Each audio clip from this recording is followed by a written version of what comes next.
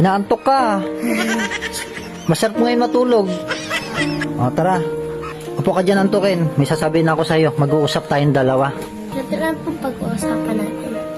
Kumurap ka muna. Kasi gusto ko kausap, hindi inaantok. Gusto ko nakapokus. Nagpadala siya ng 10,000 para sa'yo. Wow, dami naman po, brother. Parang natutulala ka dyan sa pera. Iwan ko kung natutulala ka o na inaantok ka. Naantok ka ba o natutulala ka sa pera? Brother, dami naman po ng pera. O, gawin ha. Brother, nakakatuwa naman po. May nagmamahal pa rin po sa akin. Huwag ka na malungkot. Ay, sorry. Huwag kang antukin. Ha? Ano, tatapusin ba natin to o matutulog ka na lang? Tapusin natin. Papa. Sige. Bukod dyan antukin sa 10,000, si Ma'am Elaine nagpadala sa'yo ng 5,000. Brother, dami naman po nito.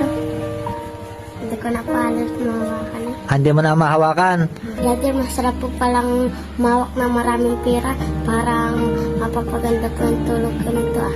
Ang Ma'am Jim ay nagbigay sa'yo ng 3,000. Ilan na lahat yan? 18,000 po. Oh, talino naman ni Christian. Kwentahan, no? Partida pa yan, inaantok pa yan, pero magaling magkwenta. Anong gusto mong sabihin sa Ma'am Jim? Maraming salamat po.